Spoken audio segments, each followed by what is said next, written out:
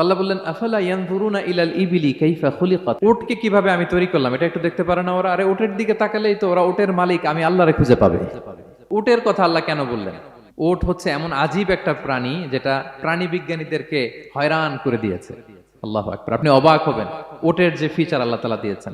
মক্কার লোকেরা উটের গোশত খাইতো, উটের দুধ খাইতো, উটের চামড়া দিয়ে দ্য ফাইনেস্ট লেদার তারা বানাতো, উটের উপর মাল নিয়ে বোঝাই করে এক প্রান্ত থেকে আরেক প্রান্তে পাড়ি দিত, নিজেরা উটের উপর রাইডিং করত।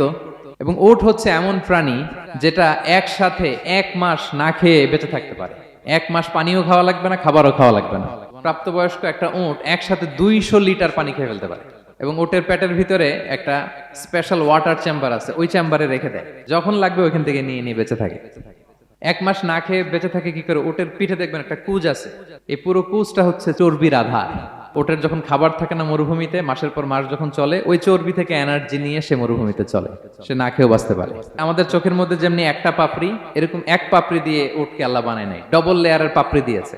কারণ মরুভূমির মধ্যে চলতে পথে লু হাওয়া থাকবে, মরুভূমির সাইমুম, বালুর ঝড়, এই ঝড় মোকাবেলার জন্য, লু হাওয়া মোকাবেলার জন্য ডবল লেয়ারের চোখের পর্দা।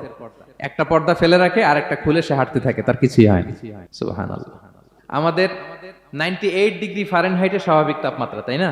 99 ডিগ্রি হলে আমাদের জ্বর, 100 ডিগ্রি হলে জ্বর, 101, 2 সর্বোচ্চ আমরা সহ্য করতে পারি। এর বেশি যদি হয়, 103 ডিগ্রি হলে বেহুশ হয়ে যায় মানুষ। 4 ডিগ্রি হলে আমাদের দেহের ভেতরে যে কোষগুলো আছে এগুলো মরে যায়। কিন্তু একটা উট মরুভূমির তাপমাত্রায় প্রতিদিন 104 ডিগ্রি 5 ডিগ্রি তাপমাত্রা সহ্য করে খুব স্বাভাবিক উট চলতে পারে, তার কিছুই হয় না। এবং মরুভূমির মধ্যে যে ক্যাকটাস আছে, গুলমলতা, বড় বড় কাঁটা জাতীয় গাছ, যেই কাঁটা পৃথিবীর কোনো প্রাণী খেতে পারবে না, কিন্তু একটা উট অনায়াসে খেয়ে ফেলতে পারে। উটের জিহ্বাকে এবং পাকস্থলীকে আল্লাহ এমন স্পেশালি মেড করেছেন, যত কাঁটা দিবেন খেয়ে সাবার, ওর কিছুই হয় না।